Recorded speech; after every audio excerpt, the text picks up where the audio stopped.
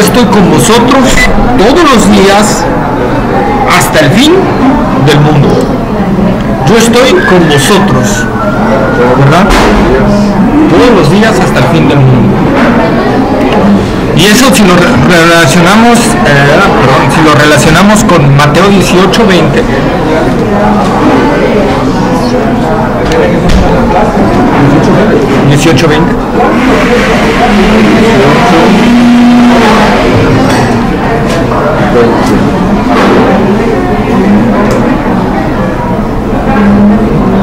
¿Leemos?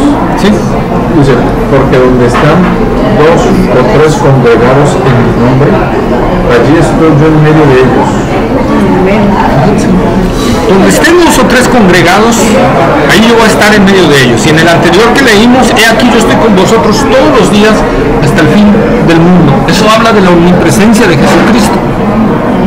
Jesucristo son unos de los versículos que comprueban la divinidad de Jesucristo, ¿verdad? Él dice, yo voy a estar con ustedes, donde 2 o 3 se reúnan, ahí yo voy a estar en medio.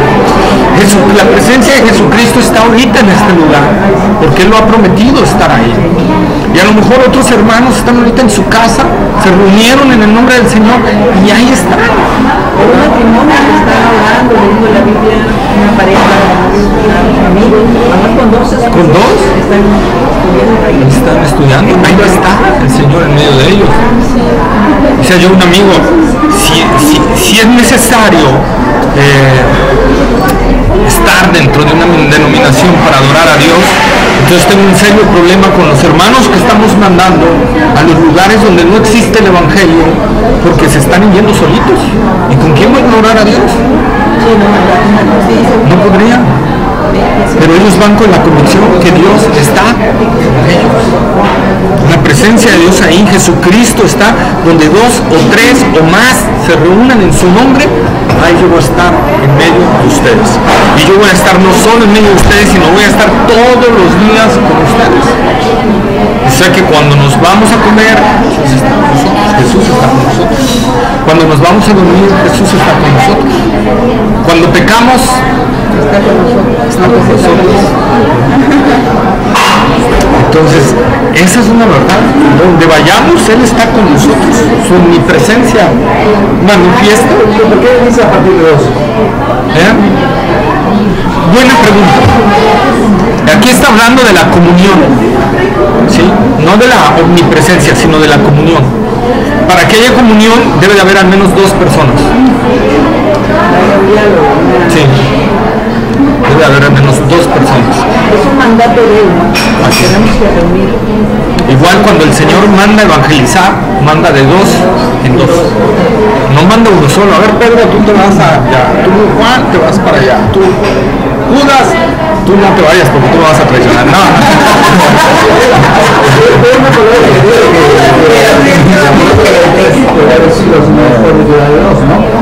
Porque dice 1, 2 y Jesucristo, ¿no? Lo que dice. Pero yo siempre me he preguntado en esta escritura, porque si no siempre dice, solamente con la de 2 más. Entonces, bueno, cuando dice, un cuarto, el otro cuarto, yo la padre, que se escucha, entonces es muy cuento, entonces, la de madre, ¿no?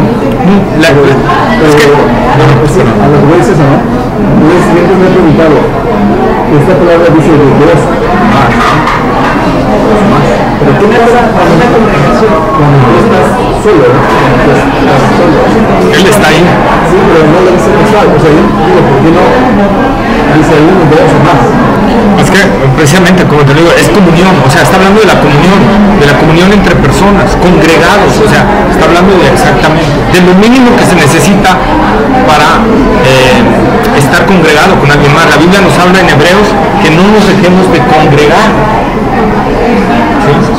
O sea, no nos dejemos de congregar, sino tenemos que buscar esa comunión con otros hermanos, porque a través de ahí es donde Dios nos fortalece también, a través de la comunión con otros hermanos en Cristo. Él sabe que es necesario, porque conoce nuestras debilidades.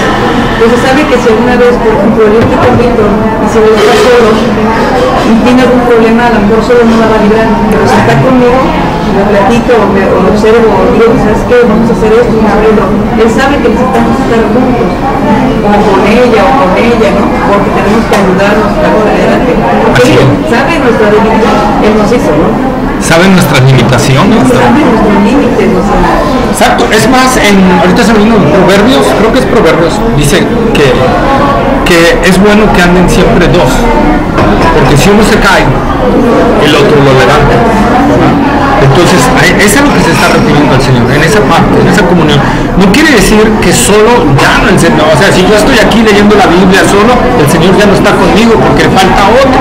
No, está hablando de esa necesidad que tenemos de tener mutua comunión. Y eso es a lo que se está refiriendo el Señor aquí. Por eso dice congregados. También, por ejemplo, lo dice el matrimonio, ¿no? Que el hombre, que no es bueno que el hombre esté solo, ¿no? Porque sabe que solo va a ser un resultado. A menos que como dice Pablo, ¿no? A menos que Dios te dé el don de continencia, ¿no? Sí. Entonces ya, eso es, por favor, a ver, ya hubo velocidades.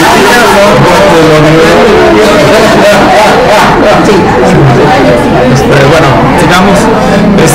Quedó más o menos, Francisco. Sí, seguro. Entonces, es a lo que se refiere, ¿no? Pero la presencia del Señor está donde andemos, como caminemos. Él nunca, jamás nos va a dejar su presencia, ¿verdad? Dice el apóstol en Romanos capítulo 8, verso, ese no lo traigo, pero verso de Romanos 8, verso 30, 31. Dice, nada nos separará.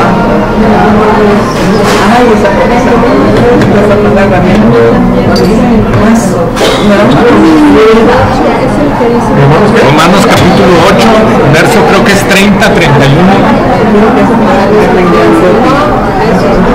Sí, 8, 30. ¿Es ese?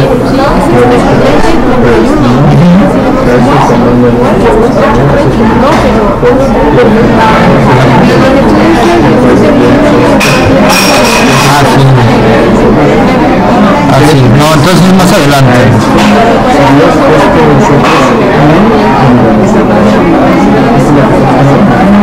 Está aquí. Es versículo 35, perdón. Versículo 35.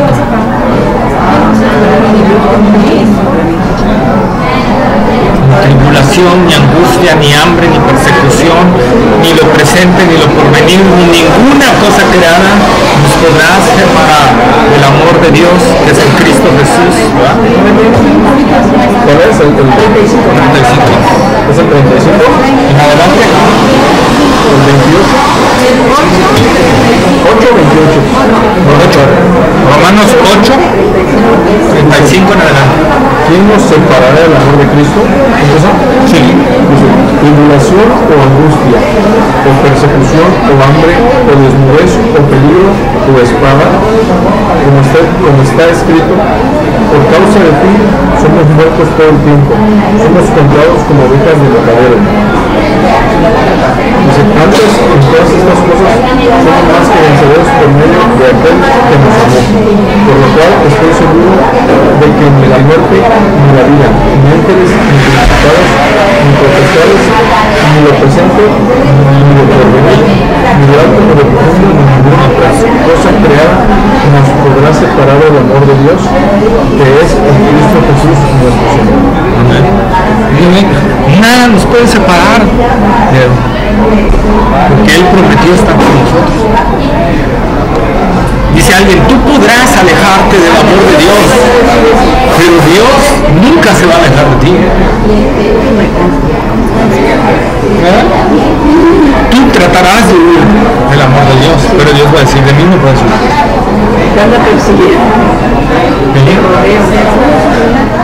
Y va a meterte si quiere de varazos, ¿verdad? Pero te va a hacer regresar a su amor. Él no nunca. Así. Por eso tú decías, ¿no?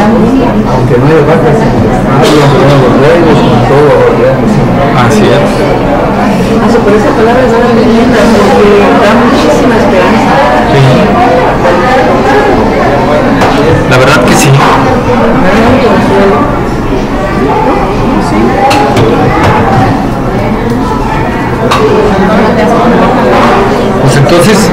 ahí, ¿verdad? Como la divinidad de Jesucristo, ahora, la divinidad del Espíritu Santo. El Espíritu Santo puede estar en el cristiano y en todos los cristianos está. O sea, todo aquel que ha nacido de nuevo tiene al Espíritu Santo. Pero si yo tengo al Espíritu Santo, ¿cómo lo puedes tener tú también? Puede estar en todos los lugares, ¿verdad? Efesios capítulo 1, verso 13.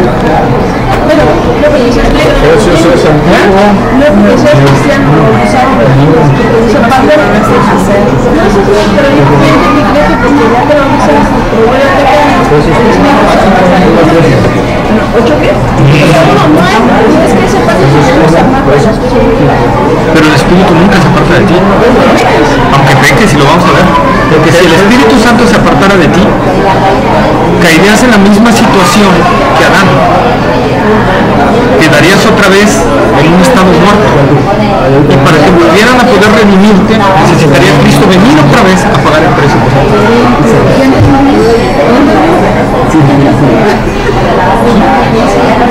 Volverías a morir espiritualmente, y para que puedas volver a vivir, Él tendría que volver a morir por ti. No, dice ocúpate. Filipenses capítulo 3, verso 4, verso 13. No, Filipenses capítulo 2, verso 11, 12. Dice, ocupaos en vuestra salvación con temor y temblor, porque Dios es el que produce en ti tanto el querer como el hacer. Hay mucha gente que piensa que porque ya es cristiano, que bautizar, ya no debe de hacer nada. Pero es como usted dice, bueno, como la palabra dice, ¿no? Que se debe de ocupar, ahora sí que es su propia salvación. Nosotros, sí, pero ocupar, ocúpate es diferente que cuida.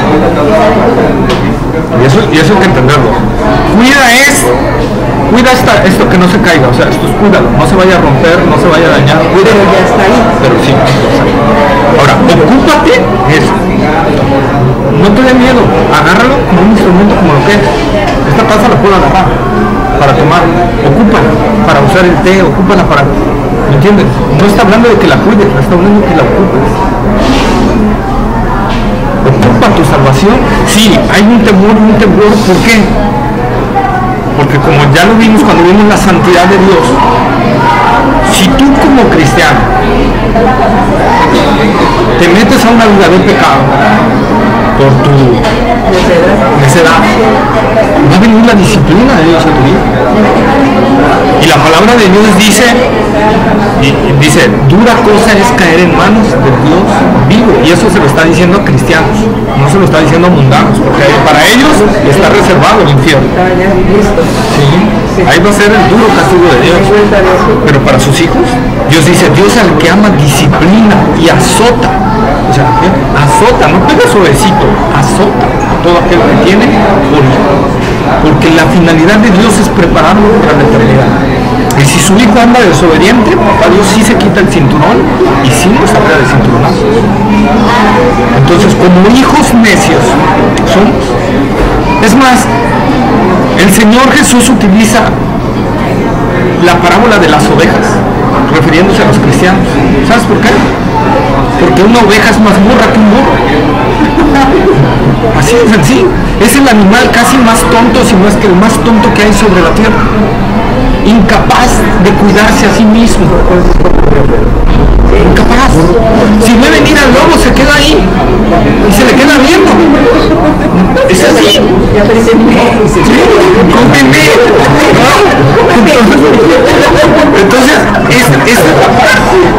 Entonces es un animal torpe. Necesita totalmente del cuidado del pastor. Entonces por eso el Señor dice, yo soy el pastor. Y ustedes, las ovejas. ¿Sí? Pero dice que sus ovejas oyen su voz y le siguen. Así es. Esa es la diferencia, exactamente, lo dijo bien la Biblia. Esa es la diferencia en un cristiano que ha nacido de nuevo. ¿Cuál es el cristiano? Dentro de él hay un deseo profundo de seguir a Dios en santidad. Si no hay ese deseo y ese cristiano anda así como que y antros y borracheras y acá, pero soy cristiano, perdóname, pero tus frutos me dicen que no has entendido lo que es el amor, porque muchos, como dice el apóstol Juan, salieron de nosotros porque no eran de nosotros, porque si hubieran sido de nosotros hubieran permanecido. Entonces, un fruto de una verdadera conversión es una permanencia en Cristo. Te puedes alejar un momento, como el hijo pródigo. Me voy a disfrutar el mundo, y de repente, papá, recíbeme, aunque sea como un jornalero, ¿no? Tú vienes todo humillado, todo. Dios no dice, ándale, vete ya con los jornaleros. ¿Verdad que no? Dice que le hace fiesta y llega y lo abraza y le da un beso, ¿verdad? De bienvenida. Así es Dios con nosotros. Ese simbolismo refleja exactamente lo que habla cuando nosotros nos alejamos de Dios.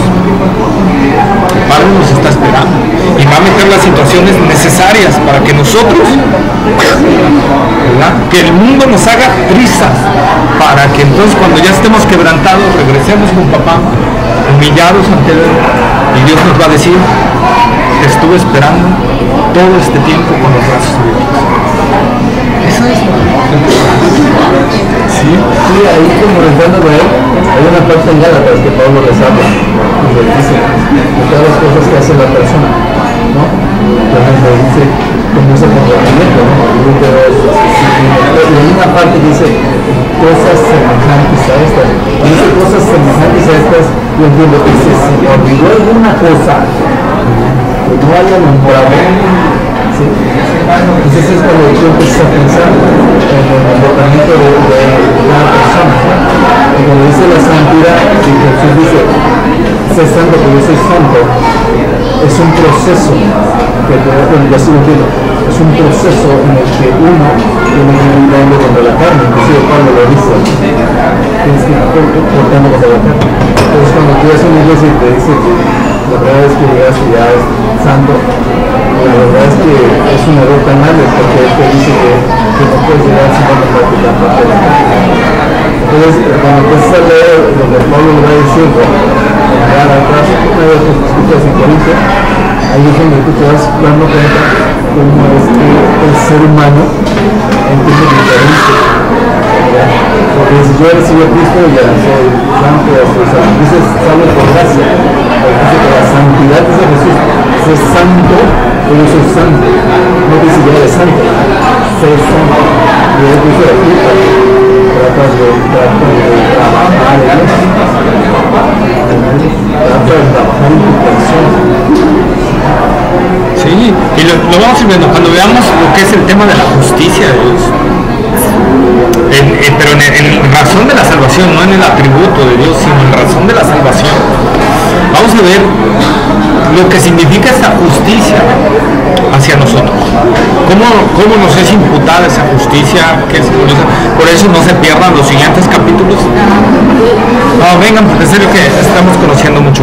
Dice Efesios 1:13, ¿ya lo tienen? Efesios 1:13. ¿Ya lo tienen?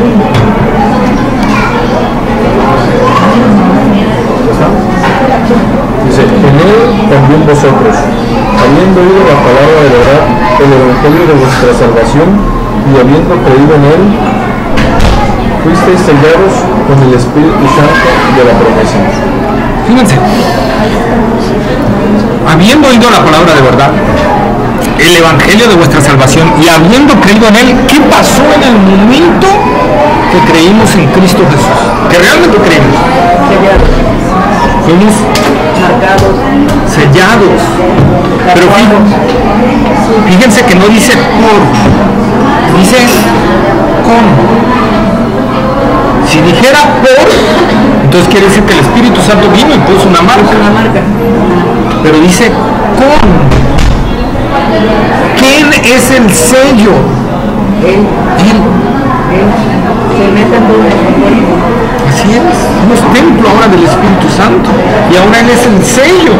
¿Y qué significa ahí el sello? Bueno, acordémonos que en la antigüedad, ¿verdad?, en Roma, pues como estaban gobernados por el Imperio Romano, un sello, ¿verdad?, el gobierno romano ponía un sello sobre un documento diciendo, ahí está toda la potestad del imperio. ¿Sí?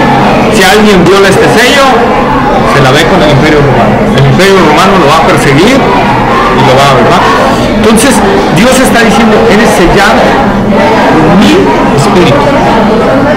Y si alguien puede romper ese sello, que va a estar medio difícil, que alguien pueda romper al Espíritu Santo, ¿verdad?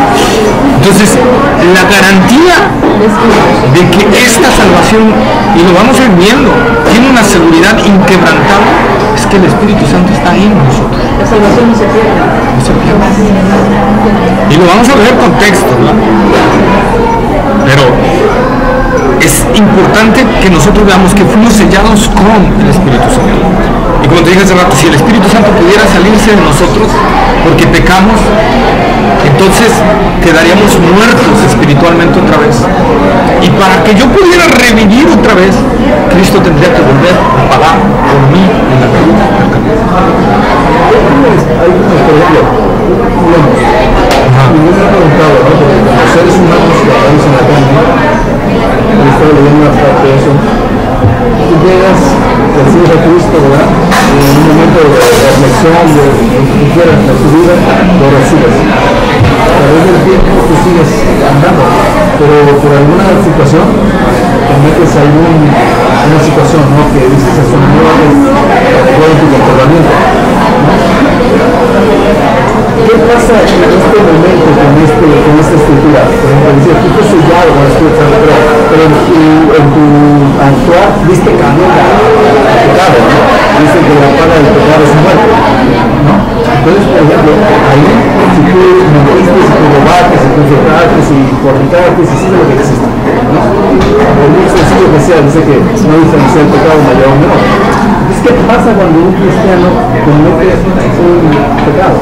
Dice que solo con el pensamiento de pensar o desear ya con eso estás pecando. ¿Qué sucede en este caso? Sucede exactamente lo que dice en Gálatas. Tenemos que hacer una cuestión de un diferencial, de que ya no estamos bajo la ley, dice la palabra de Dios, sino estamos bajo la gracia. La ley dice, haz estas cosas y vivirás por ellas. Si no cumples estas cosas, vas a morir. Y la gracia dice, no digas quién va a subir al cielo para hacer bajar a Cristo, o quién va a descender a los adentros de la tierra para hacer subir a Cristo otra vez, ¿verdad? Ahí lo que Pablo está diciendo es que, precisamente lo que estoy diciendo, que es imposible, totalmente imposible para los que están bajo la gracia, poder salirse de esa gracia, porque entonces tendríamos que volver a traer a Cristo para que muriera por nosotros. La ley dice, haz estas cosas, y si no mueres, la gracia dice, ya todo fue pagado. Cuando Cristo en la cruz del Calvario dijo, consumado es, dice, ya todo se acabó. Ya todo fue cumplido, no hay nada más que cumplir.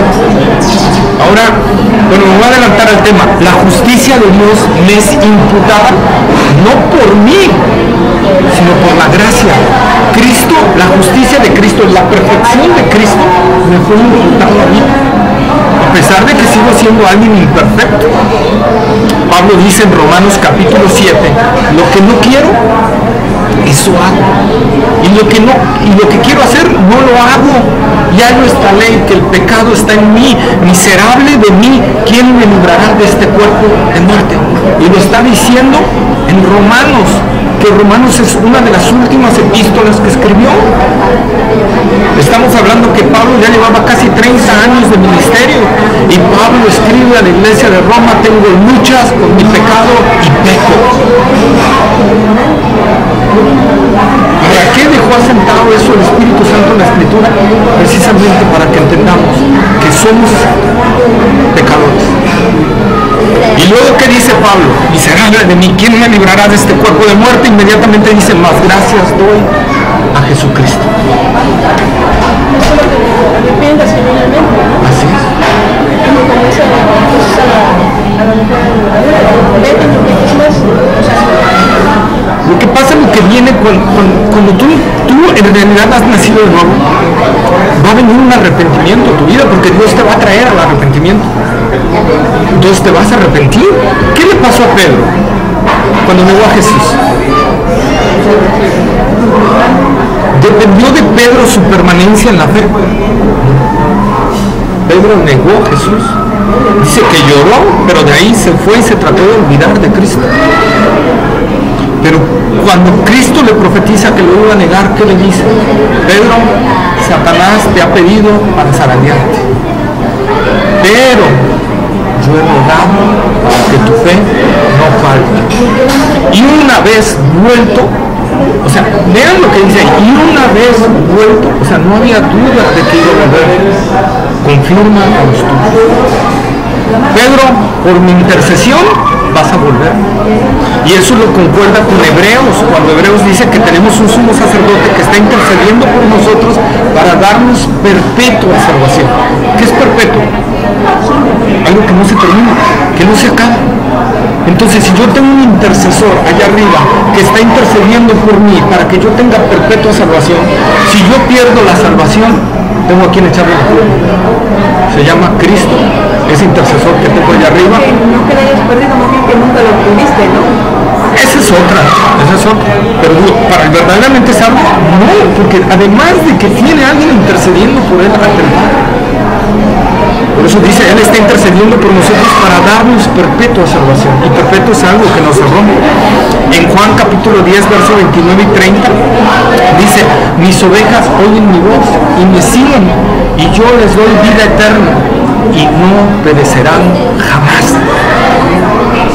Fíjense lo que dice el Señor, y no perecerán jamás. Entonces, si la salvación se pierde, yo tengo un Cristo mentiroso. Porque Él dice que nunca se va a perder esa oveja. En el Antiguo Testamento, cuando los profetas están hablando de este camino que el Señor va a abrir, dice, aunque fuera el más torpe de los torpes, por torpe que fuere, no se perderá. Entonces nosotros podemos ver esa seguridad en la salvación. Y más, Jesús dice, no perecerán jamás. Mi Padre dice, ¿por qué? Porque están en mi mano. Y además no solo están en mi mano, mi Padre que me las dio es mayor que todos y nadie las puede arrebatar de la mano de mi Padre. Ahí está nuestra seguridad completa. Alguien me decía, ¿y qué tal si yo soy el que brinco de la mano de Dios? Digo, pues tendrás que dar un brinco extremadamente grande, porque si Dios mide el universo con la palma de su mano, pues échale, tienes que saltar de aquí hasta trillones de galaxias para que puedas saltarte de la mano de Dios. Por eso el apóstol Pablo, a la cuenta que acabamos de leer, dice, nada nos puede separar del amor de Dios que es en Cristo Jesús. Y por eso Pablo asegura, ninguna cosa creada. ¿Y sabes qué entra en ninguna cosa creada? Porque ya hablo de los ángeles, ya hablo de la muerte, ya hablo de la vida, ya hablo del porvenir. Y dice, ni ninguna cosa creada. ¿Quién entra? Yo. Ni yo misma me puedo separar del amor de Dios, que es en Cristo Jesús. Ahora en Romanos 8:1 dice, ninguna condenación hay para los que están en Cristo Jesús. Entonces nosotros tenemos que entender la seguridad de la salvación. Y alguien me dirá, bueno, entonces, ¿qué padre? ¿Está segura la salvación? Pues a darle. La persona que dice eso no nació de nuevo.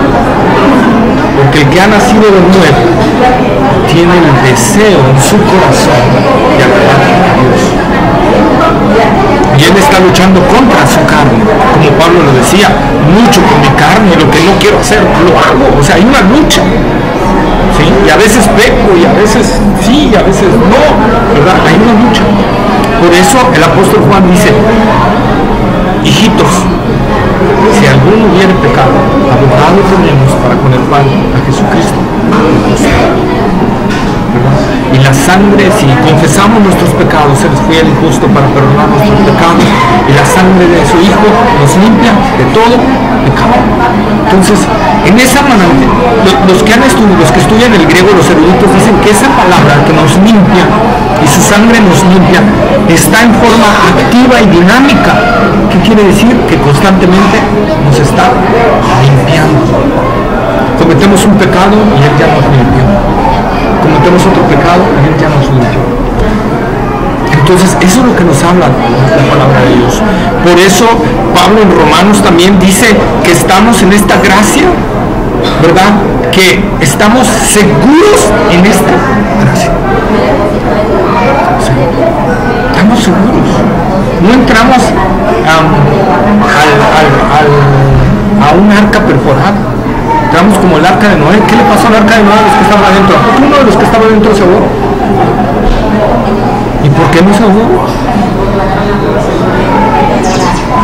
Porque estaban dentro del arca. Y ahora el arca es ¿quién? Cristo. Por lo tanto, todos los que están en Cristo no se pueden perder. Si el arca, que era de madera, los preservó, Cristo, que es Dios, no los va a preservar. Todos esos simbolismos, por eso la palabra de Dios dice que el Antiguo Testamento es sombra de lo que iba a venir. El arca simbolizaba a Cristo, y todo aquel que entre en Cristo no se puede perder. Aunque venga el diluvio de la mundanalidad, no se puede perder porque Él está en Cristo, dentro de Cristo. Pero es una condición, ¿no? En Romanos 1 te pone una condición. Romanos 1. Porque mira, aquí dice, ahora pues ninguna condición hay para los que están en Cristo. Porque pone una condición, los que no andan. No, esa condicionante no existe. Esa fue una añadidura de los copistas. No. Viene ahí porque la Reina Valera fue tomada del manuscrito de Nestí, pero el Nestí no es el más antiguo. En los manuscritos más antiguos no existe eso. ¿Cuál es? ¿Romanos qué? 8.1. No existe eso. Entonces eso lo puedes indagar y mostrar, por eso es lo que le digo. La gente cuando me dice eso, pero aquí dice los que no andan conforme a la carne, eso no existe en los manuscritos más antiguos. Esta fue una añadidura de un copista. Los manuscritos más antiguos no tienen eso. Los que no andan conforme a la carne, sino conforme al Espíritu. Esa parte de los manuscritos más antiguos no existe. Esa fue una añadidura de un copista. Ahora pues ninguna condenación hay para los que están en Cristo, los que no andan conforme a la carne, al Espíritu. Por eso algunas traducciones nuevas y algunas traducciones ya no traen esa parte, porque los manuscritos más antiguos que se hallaron en el Mar Muerto y todos esos manuscritos de antigüedad no viene esa parte. Entonces fue una añadidura de un copista. Pero como quiera estar reforzando lo que hizo arriba, ¿no? Porque, bueno, entiendo yo que es los que no andan conforme a la carne, esos son los que están en Cristo Jesús, los que andan conforme al Espíritu, ¿no? Así es. O sea, como quiera lo refuerza, ¿no? Sí, pero no lo podemos poner como cláusula porque no existen los manuscritos. Sí, más condición. Hay cosas que están añadidas y yo les voy a hacer, cuando las veamos les voy a decir, esto no está en los manuscritos más antiguos. ¿Sí? Y esa es una de las partes que no está en los manuscritos más antiguos. Los que no andan conforme a la carne, sino conforme al Espíritu. Fue alguien que le puso ahí una añadidura, la puso al margen y de ahí los que lo siguieron copiando ya lo copiaron como si fuera del texto. Entonces una equivocación ahí, ¿verdad? Entonces ahí por eso digo, esa parte no se puede. Entonces es la parte que nosotros tenemos que ver. Así como nunca, bueno, ya después se los digo. Cuando quieran hablar de la Trinidad, nunca hablen ni tres son los que dan testimonio en el cielo, ¿va? Por ahí, Juan, en la carta de Juan, eso tampoco no existe en los manuscritos más antiguos. Eso no existe en los manuscritos más antiguos. ¿Qué parte de eso es? Es una de las cartas de Juan, no me acuerdo cuál es, al final, hasta el final. ¿Qué es lo que dices? Que tres son los que dan testimonio en el cielo. Sí, esa parte no viene de los manuscritos más antiguos. Entonces tenemos que ser realistas. Cuando vamos y cuando yo les predico a un testigo de Jehová algo, no les saco esa cita porque ellos se ríen cuando se la sacamos, porque ellos saben que no existe. Y él,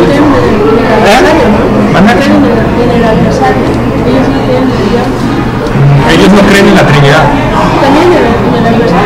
También en Satanás no creen en la divinidad del Espíritu Santo, no creen en no creen en un chorro de cosas. Creen en la salvación por obra, en sí. Eso es lo que creen. Porque ellos serán salvos, sí. Entonces, ¿qué Biblia usa? Una acoplada a ellos, muy similar, pero sí modificada. Por ejemplo, en Juan 1:1 ellos tienen, y en el principio era el verbo, y el verbo era con Dios, y el verbo era un Dios. Pero el bajo ninguna regla de traducción del griego antiguo al español puede existir. Porque el existe en el griego. Entonces, si alguien quiso poner lo hubiera puesto. Entonces, ese es una añadidura total de los testigos de Jehová. Entonces, el no existe en el escrito, manuscrito. Entonces, ellos se lo añadieron, ese para que así... Porque dice quién es el más grande. Hay un día que platicaba con ellos, ellos casi no toman en cuenta a Jesús, porque dicen quién es el más grande. O sea, pero si aceptan a Jesús, como profeta, ¿no? Ajá, como tipo profeta. Como si fuera Pablo, como si fuera Juan, como si fuera... Y o sea, celebrar la muerte, o sea, que dicen que para celebrar la muerte de Jesús, o sea, bueno, sí, pero también resucitó, entonces creo que ellos no creen en la resurrección. así tenemos el viejo, o sea, el antiguo y el nuevo testamento, pero en versiones adaptadas. Adaptadas a su finalidad. Que en los manuscritos, cuando vas a la Biblia interlineal, bueno, ahí se pueden dar cuenta, en la Biblia interlineal, compras una Biblia interlineal y ahí. ¿Cuál es la Biblia interlineal? La Biblia interlineal es que trae el idioma en el que fue escrito la Biblia, o sea, lo agarran de un manuscrito y abajo te ponen el significado de cada palabra en español. Entonces, o sea, está el griego y abajo te dicen que es. Entonces, es una Biblia interlineal y ahí viene precisamente esa parte, ¿no? Que no existe el uno, ¿no? En el griego, en los manuscritos. El un sí existe en el griego, pero en los manuscritos no está. Entonces, es una añadidura totalmente de ellos, ¿no? Ok, entonces volviendo a nuestro tema, Romanos 8:9.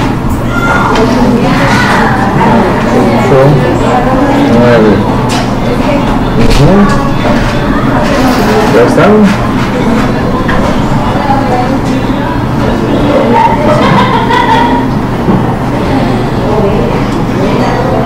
¿Podemos? Sí. Dice, mas vosotros no vivís según la carne, sino según el Espíritu, si es que el Espíritu de Dios mora en vosotros. Y si alguno no tiene el Espíritu de Cristo, no es de él. ¿Está? Entonces, lo que estábamos viendo, cómo el Espíritu Santo habita en nosotros. Y la aclaración, nosotros no vivís según la carne, sino según el Espíritu. O sea, nuestra vida en Cristo debe de reflejar un deseo hacia la santidad. Si no,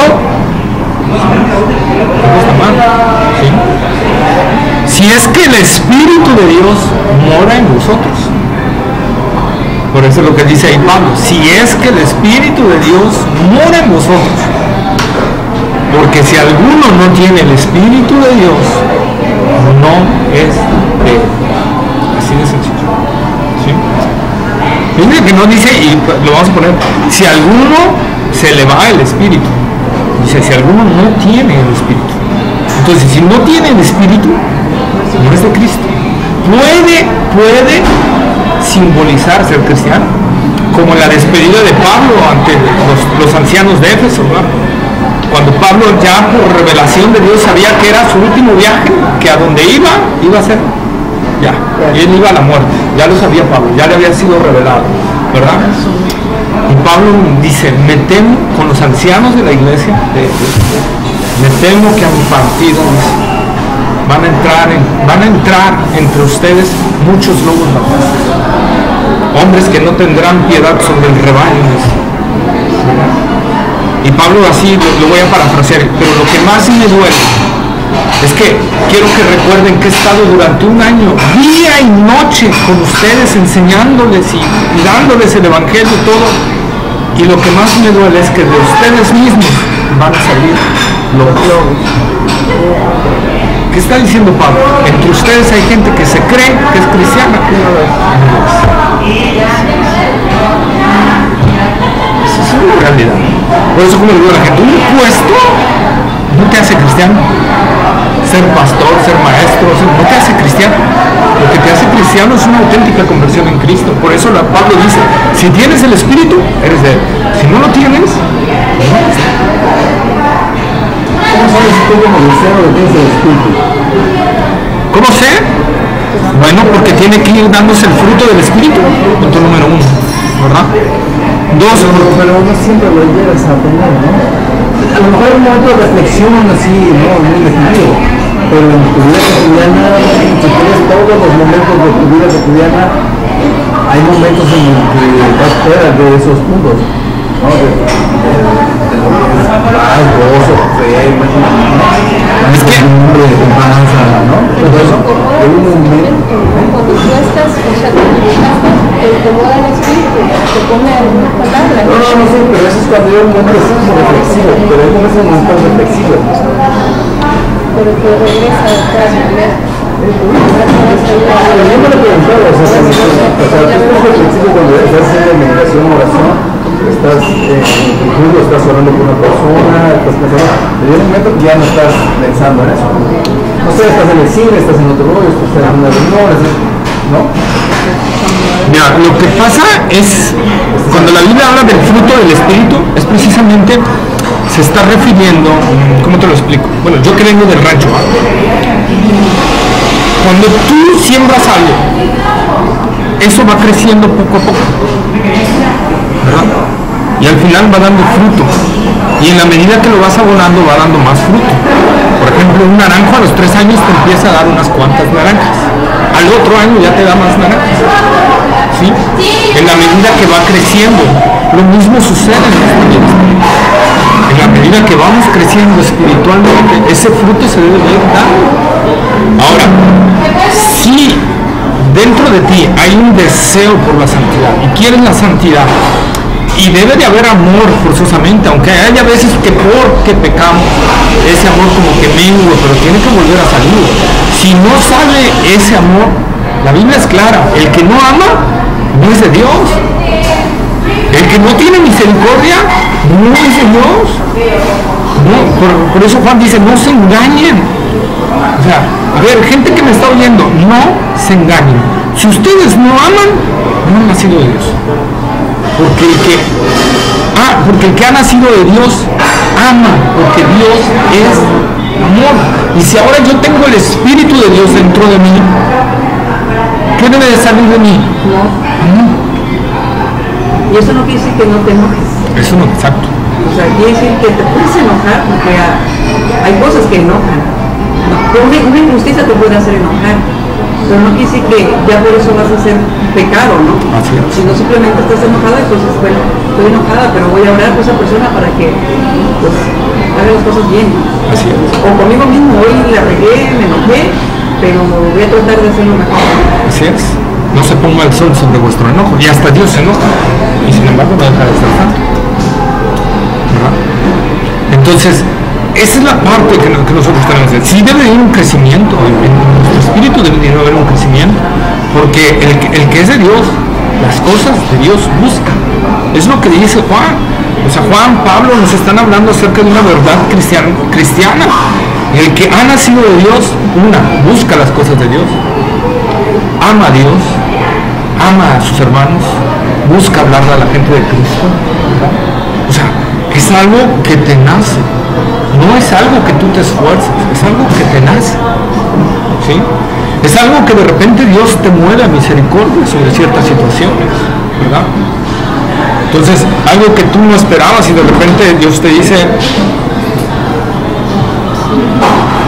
ve, y tú, ve, y tú, ve, y entiendes, y no vas porque, Señor, bueno, voy a hacer tu voluntad, ¿verdad? Sino entiendes que eso es lo que Dios está haciendo en tu vida, que de repente viene un cambio en tu corazón y dices, Señor, ¿qué hiciste? Es que ahora yo estoy aquí, ¿verdad?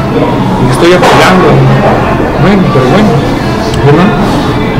Van habiendo cambios, pero eso es el fruto de una persona en verdad salva. Si alguien que no ha sido salvo, bueno, no va a manifestar esos frutos. Decía, un hermano me decía, por eso la Biblia dice, el trigo y la cizaña. ¿Cuál es la diferencia entre el trigo y la cizaña?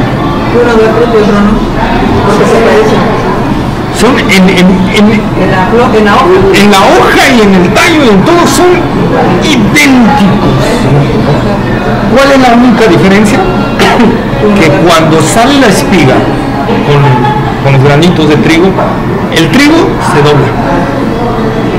La cizaña saca la espiga con las burbujitas, pero no se dobla. ¿Por qué? Porque por dentro está vacío, no tiene trigo. Esa es la diferencia entre el trigo y la cizaña. De ahí no lo puedes distinguir. Por eso el Señor dijo, dejad crecer lo uno con lo otro. ¿Por qué? Porque por quitar la cizaña vamos a arrancar trigo. Dejen crecer lo uno con lo otro hasta el tiempo de ¿cuándo? De la siega, la cosecha. Porque ahí es donde se da cuenta cuál es el trigo y cuál es la cizaña. ¿Cómo te vas a dar cuenta que un cristiano es cristiano? Por su fruto. Por eso Jesús dijo, por sus frutos los conoceréis. Esa es la verdad de la palabra de Dios. ¿Verdad? Amén. Amén. O sea, el que está en Cristo Da fruto. Tiene que empezar a dar fruto. Aunque sea un bebé espiritual, tiene que empezar a dar fruto. Poquito, pero tiene que dar. Aquí es importante porque va a dar frutos de Cristo, porque hay gente que da frutos de maldad. Ah, sí, también. Entonces, obviamente, eso no se ve. No solo. platicábamos la clase de la reunión pasada, nos decía, bueno, ¿por qué hay sacerdotes en la iglesia católica que son pedastas, verdaderos, etcétera? Simplemente no dan fruto de Dios, no son hijos de Dios. No son hijos de Dios. Exacto. Esa es la parte, ¿no? Entonces, y no nos vayamos lejos. Pastores que no dan frutos. Cristianos que no dan fruto. Entonces, yo tengo que, como le digo a la gente, tengo que hacerme un análisis y decir, Señor, estoy dando fruto. Por eso el Señor dice que si Él pasa y ve que no da fruto, ¿por qué? Porque no es suya. Si no da fruto, no es suya. ¿Por qué? Porque nosotros somos injertados en una vida que da vida. Y la vida se demuestra en el fruto. Ahí se da la verdad. ¿No? Pero bueno, ya eso lo veremos en el tema de la salvación desglosado, contextos, todo desmenuzadito, ¿va? Salmo 139, versos 7 al 12. ¿Puedo tomar tu hielo? Sí, claro, pero ya casi se volvió a Es que eso quiero ver. ¿En qué estamos? 139. En la omnipresencia de Dios. Ah, Salmo 139 a la mitad, como a la mitad en el antiguo. Del antiguo. Sí. 4:16. Salmo 139, verso 7 al 12, por favor. 139, ¿qué? 7 al 12. Del 139, del 7 al 12.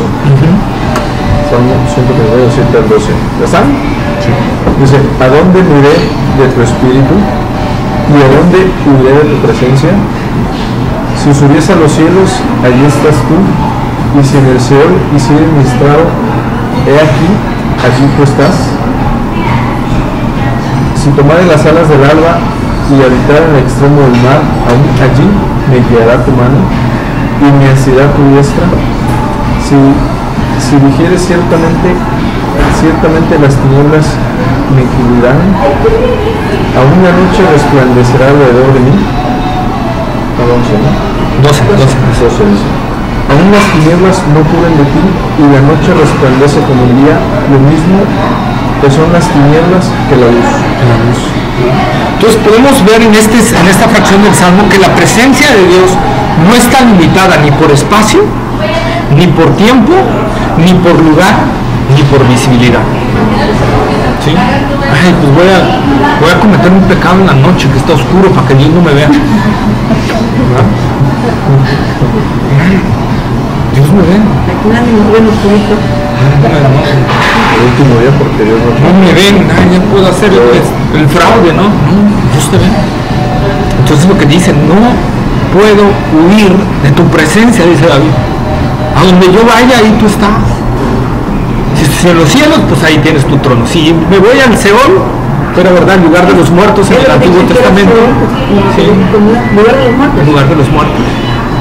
¿Es como infierno? El Seol estaba dividido en dos partes, que era el seno de Abraham y el Hades.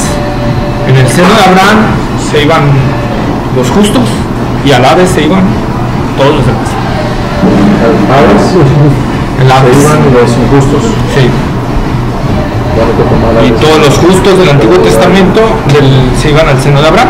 Y eso lo podemos ver también en la parábola de Jesús, ¿verdad? Cuando Jesús habló del rico y Lázaro. ¿Dónde estaba el rico? Ajá. ¿El rico? En el Hades. ¿Y dónde estaba el pobre? ¿Dónde estaba Lázaro? En el seno de Abraham. ¿Y cómo estaba el rico? Estaba en tormento. ¿Y cómo estaba Lázaro? Y contento. Con Abraham al lado, ¿va? Y ahí podemos ver una de las referencias de que el infierno no será algo grato, ¿verdad? Como lo dibuja el mundo ahí, de que ¡guau! Pachanga y todo, ¿no? Dice aquí como dice Víctor, que el pobre está feliz y el rico está triste, pero no se refiere a las riquezas materiales, ¿o sí? No, es un simbolismo refiriéndose a la vida egoísta, despilfarradora que tuvo esa persona. O sea, teniendo a Lázaro al lado que podía haberlo ayudado, no le costaba nada, no le importaba la vida de los demás, le importaba nada más su vida, disfrutar de la vida, de los placeres.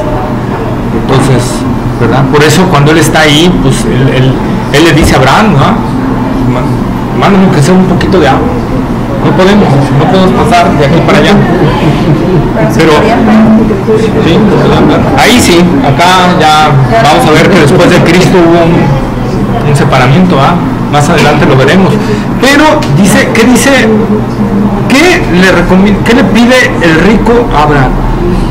Manda a advertirle a mi familia que está allá arriba. Manda a alguien de aquí que vaya allá y que les predique, ¿verdad? No se puede, dijo Abraham. Allá tienen quien les está hablando, pero no se puede. No puede alguien de aquí ir para allá, ¿verdad? Pero vean la desesperación que tenía. ¿Por qué dice, vaya y pregunta? ¿Por qué el rico no le dice, oye, Abraham, yo cuidaba la ley, yo guardaba la ley, Abraham? Él sabía, los que caen en el infierno saben que cayeron por su propia maldad. Él ahí reconoció que estaba allí porque lo merecía. Por eso dice la palabra de Dios que al final toda lengua confesará que Jesús es el Señor. Toda, no nada más los salvos, sino la gente que se va a ir al lago de fuego de azufre también confesará que Jesús es el Señor. ¿Por qué? Porque entenderán que por su pecado van a ese lugar. Así está. Entonces vemos de la omnipresencia de Dios, ¿verdad? Amós capítulo 9, verso 2. Amós capítulo 9, verso 2. No.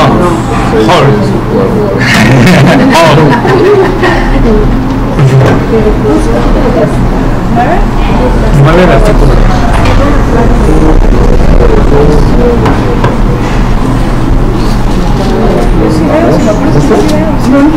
Amós que 9:2. Capítulo 9, verso 2. Es algo muy similar al salmo que leímos.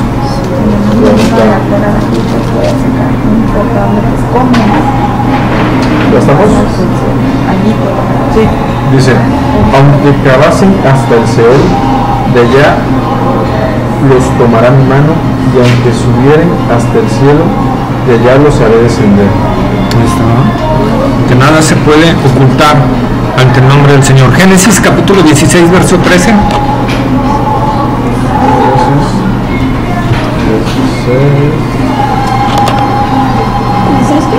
13. Dice, ¿ya está? Dice, entonces llamó el nombre de Jehová que con ella hablaba. Tú eres Dios que ve. ¿Por qué? Porque dijo, no he visto también aquí al que me ve. Vean como aquí, cómo lo reconoció. Tú eres Dios que ve. Dios no se oculta nada, ¿verdad? Hebreos capítulo 4, versos 12 y 13, por favor.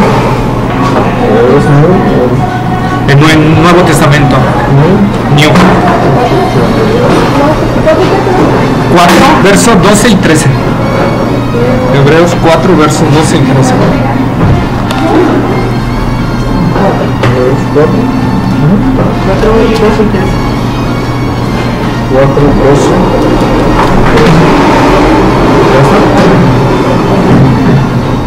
Dice, porque la palabra de Dios es viva y eficaz y más cortante que toda espada de dos filos y penetra hasta partir el alma y el espíritu, las coyunturas y los tuétanos, y discierne los pensamientos y las intenciones del corazón. Y no hay cosa creada que no sea manifiesta en su presencia, antes bien todas las cosas están desnudas y abiertas a los ojos de aquel a quien tenemos que dar cuenta. Todas las cosas están desnudas y abiertas, ¿verdad? Todas, no algunas, todas.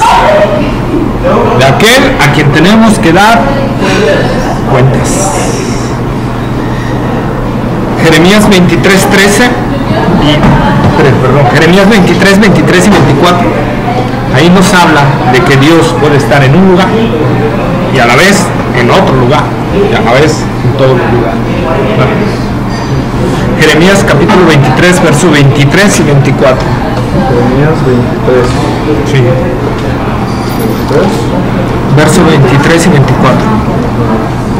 ¿Ya estamos? Sí. Dice, soy yo Dios de cerca solamente, dice Jehová, y no Dios desde muy lejos. ¿Se ocultará alguno, dice Jehová, en escondidos que yo no lo vea? ¿No lleno yo, dice Jehová, el cielo y la tierra? Me dicen, no, ¿soy yo Dios de cerca solamente? También no soy de lejos. También lleno todo el lugar. Dios de cerca, Dios de lejos, Dios de todo lugar. Dios puede estar ahí, ¿no? Amén. Entonces, no confundamos la manifestación, lo que dije en un principio, de la presencia de Dios con su omnipresencia. El que Dios se manifieste en algún momento y espacio no afecta en nada a su omnipresencia. No quiere decir que en ese momento que se manifestó dejó de ser omnipresente o se ausentó de otras partes. Es la maravilla que nos hace admirar a nuestro Dios. Isaías 40, 12, por favor.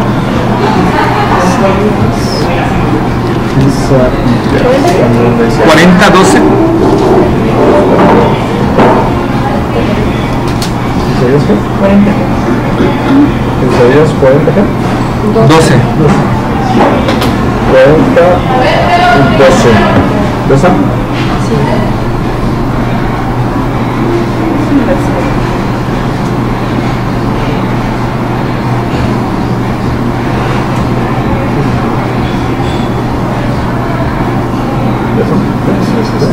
Dice, ¿quién midió las aguas con el hueco de su mano y los cielos con su palmo? Con 3 dedos juntó el polvo de la tierra y pesó los montes con balanza y con pesas los collados. Ahí está la cita que les decía. ¿Quién midió las aguas con el hueco de su mano y los cielos con su palmo? Con 3 dedos juntó el polvo de la tierra. Pesó los montes con balanza y con pesas los collados.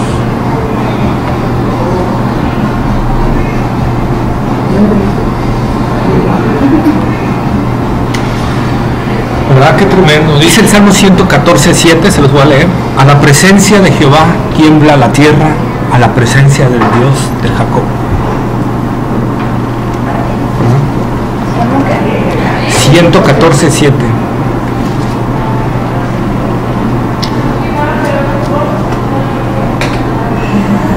Entonces nosotros vemos cómo la presencia de Dios, ¿verdad?, está en todo lugar.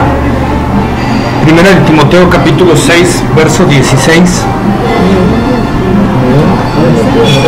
Primera de Timoteo, Primera Primera de Timoteo 6, verso 16. Timoteo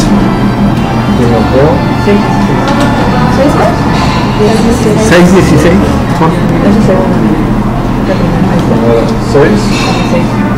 16. ¿Estamos? Sí. 6:16 dice: el único que tiene inmortalidad, que habita en luz inaccesible, a quien ninguno de los hombres ha visto ni puede ver, al cual sea la honra y el imperio sempiterno. Amén. Ahí está hablando de Dios, el Padre, ¿no? Dice que habita en luz inaccesible, que ninguno de los hombres ha visto ni puede ver, al cual sea la honra. Por eso Jesús dijo, como yo les dije al Padre, nadie le ha visto, ¿verdad? Pero acuérdense cuando Felipe, ¿qué le dice? Señor, muéstranos al Padre y nos basta. ¿Qué le contesta el Señor? Juan 14, versos 9 al 11.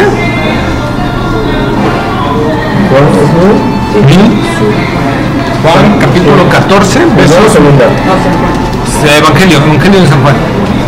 Es el Mateo, Marcos, Lucas, Juan. San Juan. 9 al 11. ¿Qué significa imperio? Que no tiene fin. ¿No tiene fin?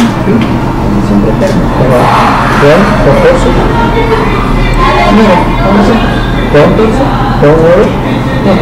Juan 14, versos 9 al 11. Juan 14, del 9 al 11. Al 11.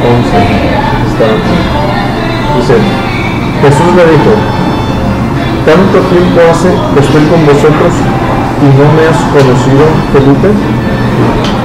El que me ha visto a mí ha visto al Padre. ¿Cómo pues dices tú, muéstranos el Padre? ¿No crees que yo soy el Padre y el Padre en mí? Las palabras que yo os hablo, no las hablo por mi propia cuenta, sino que el Padre que mora en mí, Él hace las obras. Creedme que yo soy el Padre y el Padre en mí. De otra manera, creedme por las mismas obras. Muéstranos al Padre y nos basta. Y Juan 1:18, rápido. No, es un paréntesis en la plática. En algunas ocasiones he llegado a escuchar de gente que en oración dice haber visto a Dios, pero no ha visto literalmente al Padre. Entonces, Al Padre no. si ha creído en algo, ha visto a Jesucristo. Así es. No al Padre. No al Padre. Los que dicen que los Sí, vistos no. los que dicen. No sé si eso sea posible o no, pero se me hace muy... Que yo vea que digo en Jesucristo, no. No, nunca. Hay gente que dice que en oración Sí, se da revelado. Pero hay que ver por los frutos, ¿no? Que como yo le digo a la gente, cuando alguien te diga así, examina el fruto. ¿Quién es esa persona? ¿Qué produjo en esa persona? Y vas a ver si realmente se le apareció Jesús o se le apareció alguien disfrazado de Jesús, ¿no? Llamado Satanás, porque la palabra dice que Satanás se disfraza como ángel de luz. Ángel de luz. Y sus ministros como ministros de justicia. Entonces, ahí es donde hay que tener cuidado. Por eso yo le digo a la gente, toda manifestación del Espíritu trae fruto. Si no produce fruto del Espíritu, una manifestación del Espíritu, no es del Espíritu. Por ahí podemos discernir si es una manifestación del Espíritu o no es una manifestación del Espíritu. También se pueden probar los espíritus, ¿no? Así es, mediante eso, precisamente, el fruto que da. Eso cuando dice la palabra de Dios, probad los espíritus. ¿Cómo lo voy a probar? Por la palabra de Dios y por el fruto que da. ¿Sí? Por ejemplo, hay manifestaciones de Dios reales, pero hay algunas ficticias. Por ejemplo, muchas de las iglesias, no quiero decir en todas donde pase, pero algunas que yo veo polvo de oro, ¿verdad? Dicen, yo veo polvo de oro y mira en mis manos. ¿Qué está produciendo en esa persona?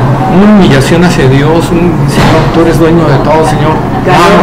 ¿Cómo me das esto que yo?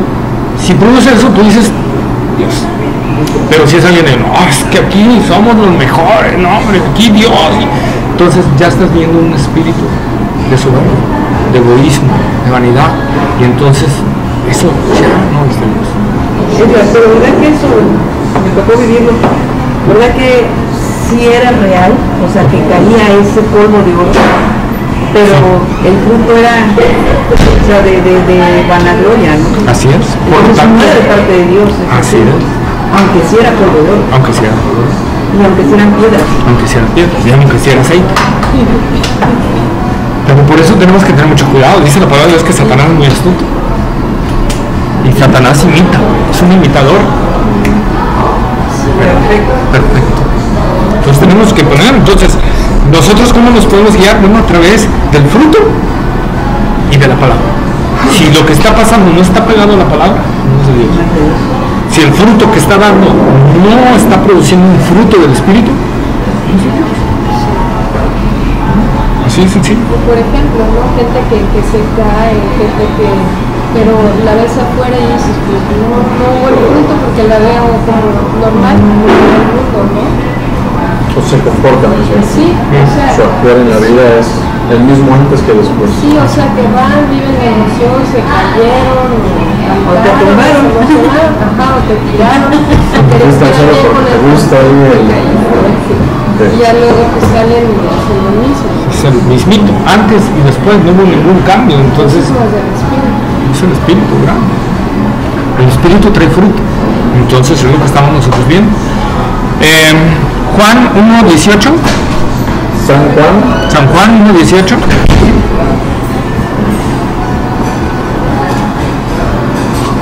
San Juan 1:18.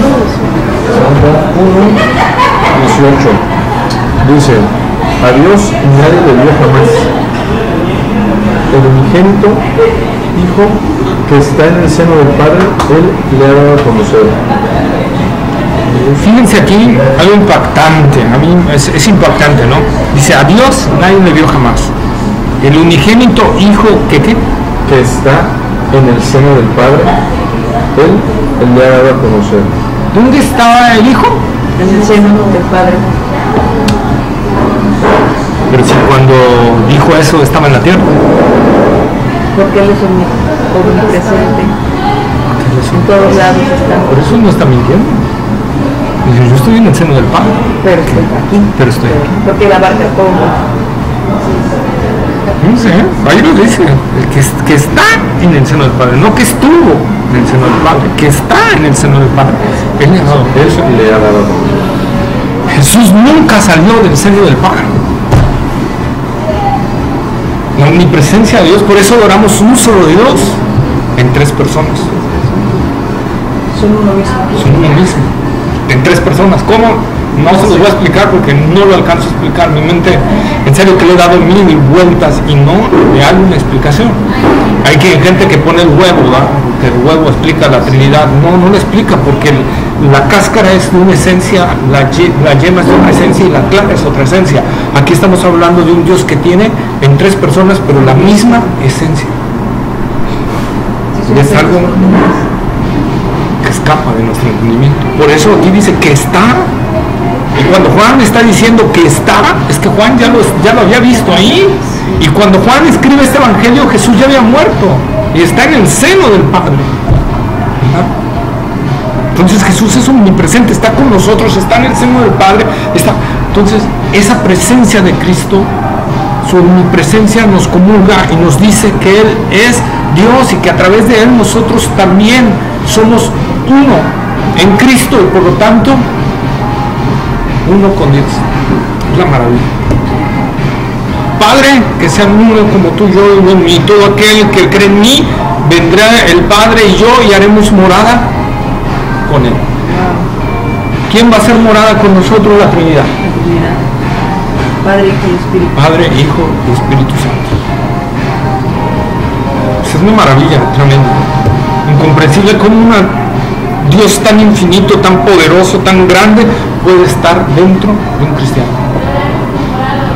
Por lo tanto, el cristiano tiene todo el power, todo el poder para vivir la vida cristiana. Lo que nos hace a veces caer en tentaciones es que le dejamos recursos a la carne. Nuestra falta de comunión con el nuestra falta de apego a su palabra, nuestra falta de obediencia. Porque hay algo que tenemos que entender del Señor, es un mandato, y es: comuníquenle a otro lo que yo he hecho por ustedes. Ese es un mandato del Señor. Vayan y hagan, ¿qué? Discípulos. Ese es un mandato no solo para los que enseñamos la palabra, es un mandato para todos. Predicar. ¿Sí? Hablarle a la gente de lo que Cristo ha hecho en tu vida. Qué mejor manera de decirle, no, mira cómo era, mira cómo soy. Hay gente que no puede saber nada de teología porque se acaba de convertir, no sabe nada de teología. Pero ¿qué puede decir? Como el ciego, que le decían: ¿quién te sanó? No sé. No, de seguro era, miren, no sé quién sea, pero algo sé, que yo era ciego y ahora veo. ¿No? Ese fue su evangelio de esa persona. No conocía bien a Jesús porque era nuevecito.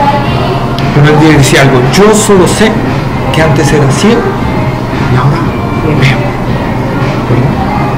Como cuando Jesús saca la legión de demonios del endemoniado gadareno, ¿no?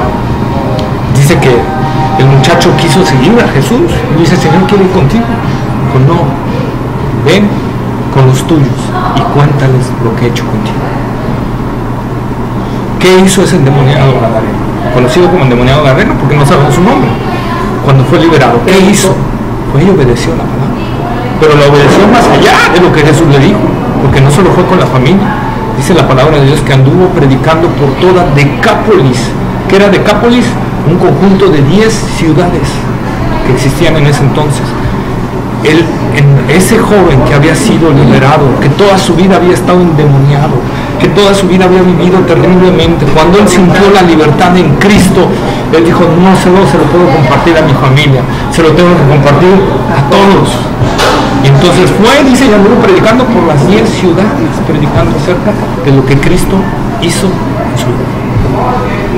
Y eso es lo que nos está mandando, no solo a los que saben, sino a los que no saben, ¿verdad?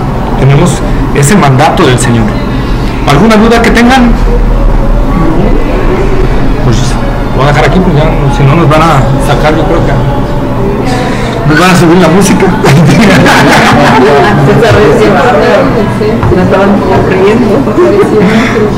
¿Algunas dudas, preguntas? Sí les pido que por favor, paciencia, va a haber temas en los que vamos a discutir. Si quieres conocer más cuando lleguemos al tema de la salvación, yo creo que vas a ver lo que implica todo lo que es la salvación. Es algo...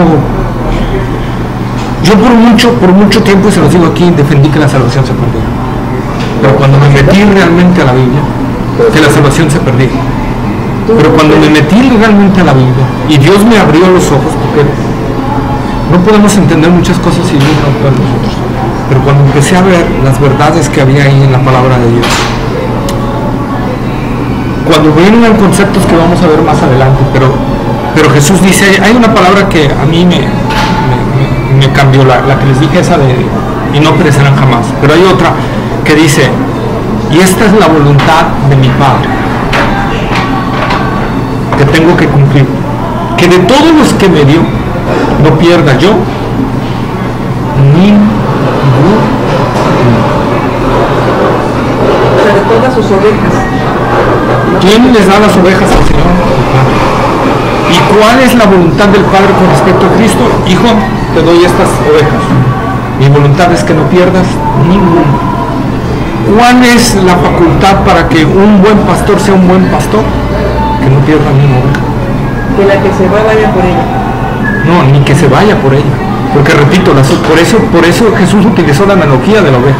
La oveja es el animal más bruto, si no, o uno de los más brutos que hay sobre la tierra. ¿Sí? ¿Qué dice Jesús? Las 99 las deja bien cuidaditas y se va a buscar la que se extravió. ¿Hasta que la encuentra? Entonces, esa es el buen pastor. Por eso Jesús dijo, el buen pastor su vida da por las ovejas. Por eso el buen pastor cuando ve venir al oso o al león da su vida, porque no se lleven sus ovejas. El buen pastor no dice, bueno, tengo 99, pues que se coma esa y me llevo las otras y salvo mi vida y salvo a 99. No, el buen pastor dice, no me va a arrebatar esa. Por eso Jesús dijo, yo soy el buen pastor. Y ahí el máximo ejemplo de amor, ¿no? O sea, ir por aquella que por tontica se fue y por rebeldía lo quieras y decir, pues no me importa, eres muy tonta, sé que eres muy tonta, voy por ti, porque tú te vas a perder solita, así que vente, mija, ¿no? Así eso es. es amor, porque como tú dices, si utilizáramos nuestra inteligencia humana dirías, ¿a quién salvas? ¿A 99 o a una? No, pues 99, ¿no? Sí. Déjalo que se pierda. ¿A qué es cabezón? Exactamente, así diría cualquiera de nosotros, pero el amor de Dios es Más allá, va más allá. Entonces por eso les digo, ese ejemplo que el Señor dio a las ovejas. Ahora, cuando el Señor habla de las ovejas en ese tiempo, y creo que hasta la fecha lo siguen haciendo los pastores de ovejas. Por ejemplo, cuando una oveja era media rebeldita, que le hablaban y no quería, el pastor agarraba una piedra y se la aventaba, una piedrita en la cabeza. Entonces ya la oveja como que, si no hacía caso, el pastor jalaba el callado y la jala, ¿verdad? La jala. Pero si la oveja seguía de rebelde, están los escritos de los pastores, agarraban y le quebraban las patas a las ovejas. Y lo que hacía el pastor era, se las vendaba. Y todo ese tiempo que durara la sanación, la traía. La llevaba a pastar, pero la traía cargando. Entonces es lo que les digo. Si nosotros somos rebeldes, el Señor va a venir y nos va a quebrar las patitas. Pero durante ese tiempo nos va a cargar y nos va a alimentar hasta que salen nuestras patitas y entendamos que no podemos ser rebeldes. Esa es una muestra más, ¿verdad? Y hay muchas más por las cuales, pero a su tiempo, no voy a quitar más el tiempo, si no vamos a salir 3 de la mañana, ya me ha pasado. Entonces, pues si no hay más dudas, preguntas. 01800. Costo por minuto $70.